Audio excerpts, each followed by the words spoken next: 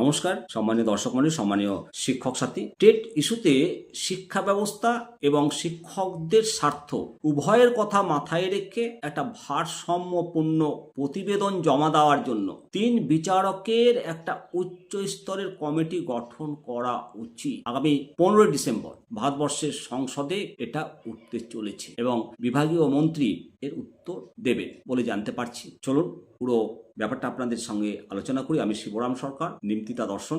12 December 2025 তারিখে 377 বিধির অধীনে চিঠি দেওয়া হয়েছে বীরেন্দ্র সিং, মাননীয় সদস্য সংসদ, চান্দোলি লোকসভা, উত্তরপ্রদেশ, প্রতিরক্ষা বিষয়ক স্থায়ী কমিটি এবং উপদেষ্টা কমিটি, জলশক্তি মন্ত্রণালয়। 377-এর অধীনে যে বিবৃতি জারি করেছেন এবং মাননীয় সংসদ চেয়ারম্যানকেই বিবৃতি জারি করেছেন। এতে বলা হয়েছে, উত্তরপ্রদেশের লক্ষ লক্ষ শিক্ষকের সাথে সম্পর্কিত একটি অত্যন্ত গুরুতর এবং সংবেদনশীল বিষয়ের প্রতি আমি আপনার দৃষ্টি আকর্ষণ চাই।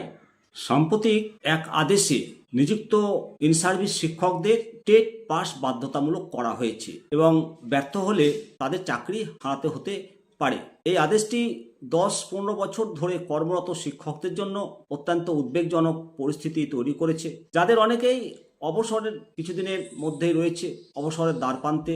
উত্তরপ্রদেশ সরকার আদালতে বিষয়টি পর্যাপ্ত এবং কার্যকরভাবে উপস্থাপন করতে ব্যর্থ হওয়ার কারণে এই পরিস্থিতির সৃষ্টি হয়েছিল। হাইকোর্টের আদেশের বিরুদ্ধে চ্যালেঞ্জ জানানোর সময় রাজ্য সরকারের আইনজীবীরা তথ্য এবং যুক্তি সঠিকভাবে উপস্থাপন করতে না পারার কারণে মাননীয় সুপ্রিম কোর্ট স্থিতিবস্থা বজায় রেখেছে। এই আদেশ কেবল লক্ষ লক্ষ পরিবারের জীবন জীবিকার উপর বিরূপ প্রভাব ফেলবে না, বরং বছরের পর বছর ধরে রাজ্যের শিক্ষা ব্যবস্থাকে লালন পালনকারী শিক্ষকদের প্রতিও অন্যায্য। একজন অভিজ্ঞ কর্মকর্তা যেমন একজন আইএএস অফিসারকে পুনরায় প্রাথমিক পরীক্ষা দিতে বাধ্য করা অবাস্তব এবং হতাশাজনক হবে, একইভাবে সিনিয়র শিক্ষকদের পুনরায় টেট দিতে বাধ্য করাটাও সমানভাবে অযৌক্তিক এবং অনুপযুক্ত। অতএব কেন্দ্র সরকারের কাছে আমার বিনীত আবেদন হলো, অনুগ্রহ করে এই বিষয়ে অবিলম্বে হস্তক্ষেপ করুন। বর্তমান শিক্ষকদের ওপর এই আদেশের প্রভাব মূল্যায়ন করার জন্য সিনিয়র এবং দীর্ঘমেয়াদী শিক্ষকদের জন্য ব্যবহারিক সমাধানের পরামর্শ দেওয়ার জন্য শিক্ষা ব্যবস্থা এবং শিক্ষকদের স্বার্থ উভয়ের কথা মাথায় রেখে একটি ভারসাম্যপূর্ণ প্রতিবেদন জমা দেওয়ার জন্য 3 বিচারকের একটি উচ্চ স্তরের কমিটি গঠন করা উচিত। দেশ জুড়ে লক্ষ লক্ষ শিক্ষার্থীর ভবিষ্যৎ এই শিক্ষকদের সাথে জড়িত। অতএব অভিজ্ঞ এবং দীর্ঘস্থায়ী শিক্ষকের চাকরির নিরাপত্তাহীনতা এবং উদ্বেগের মধ্যে ফেলে দেওয়াটা কেবল অন্যায় নয়, বরং শিক্ষা ব্যবস্থার সর্বোত্তম স্বার্থেও প্রযোজ্য। অতএব আমি কেন্দ্র সরকারের কাছে শিক্ষকদের ন্যায় বিচার প্রদান এবং তাদের চাকরির নিরাপত্তা নিশ্চিত করার জন্য অবিলম্বে যথাযথ পদক্ষেপ নেওয়ার জন্য আহ্বান করছি।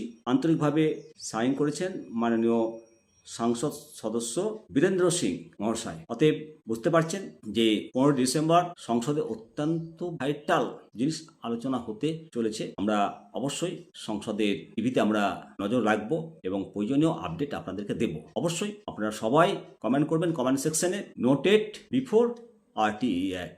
অবশ্যই আমাদের সংসদ যত তাড়াতাড়ি সম্ভব শিক্ষকদের স্বার্থে, শিক্ষা ব্যবস্থার স্বার্থে অর্ডিন্যান্স জারি করে সুপ্রিম কোর্টের যে আইন বলবৎ হয়েছে তার থেকে রেহাই বা মুক্তি দেওয়া হোক। অবশ্যই আপনারা কমেন্ট করবেন। ভালো থাকবেন।